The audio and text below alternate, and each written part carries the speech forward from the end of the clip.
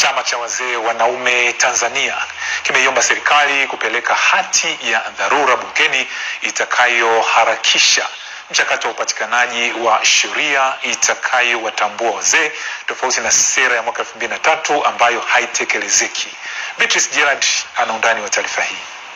Akiwa katika mkutano na waandishi wa habari jijini Arusha, rais wa chama cha wazee wanaume Tanzania Tadei Mchena amesema kukosekana kwa sheria ya wazee kunalinyima kundi hilo haki ya kutambulika kisheria, hali inayotishia ustawi wao. Ndugu waandishi wa habari, nichukue nafasi hii pamoja na mambo mengi kuitaka serikali kuharakisha mchakato wa upatikanaji wa sheria itakayomtambua mzee, tofauti na sera ya mwaka 2003 ambayo sera hiyo haitekelezeki. Pia tunamuomba Mheshimiwa Rais wa Jamhuri ya Muungano wa Tanzania, ikimpendeza, sheria hiyo ipelekwe bungeni kwa hati ya dharura ili na sisi wazee tuweze kupata stahiki zetu. Katika hatua nyingine, rais wa chama hicho ameweka wazi kuahirishwa kwa mkutano mkuu wa kwanza ambapo ulipangwa kufanyika Julai 21 na badala yake utafanyika Agosti 29 jijini Dodoma. Itakumbukwa kuwa CCWT kilitarajiwa kufanya mkutano wake mkuu wa kwanza na wa kihistoria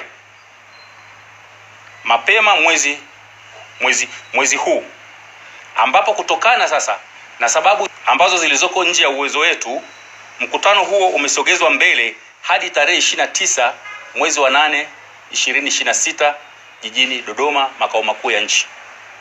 Nao baadhi ya viongozi wa chama hicho na watendaji wanaeleza maandalizi ya mkutano huo na kuomba wadau kuunga mkono jitihada hizo ili kufanikisha mkutano mkuu wa chama hicho.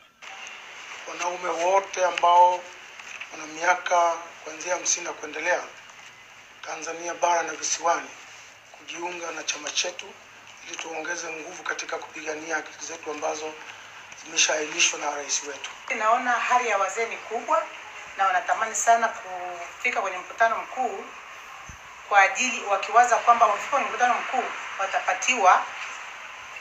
watapatiwa haki wanayoiomba, haswa upande wa matibabu.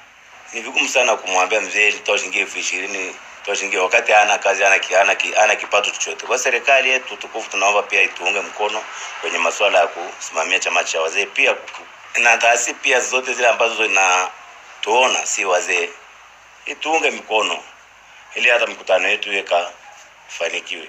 Kufanyika kwa mkutano huu kunatoa fursa kwa wazee wanaume nchi nzima kukutana na kujadili mambo mbalimbali kwa lengo la kuboresha ustawi wao.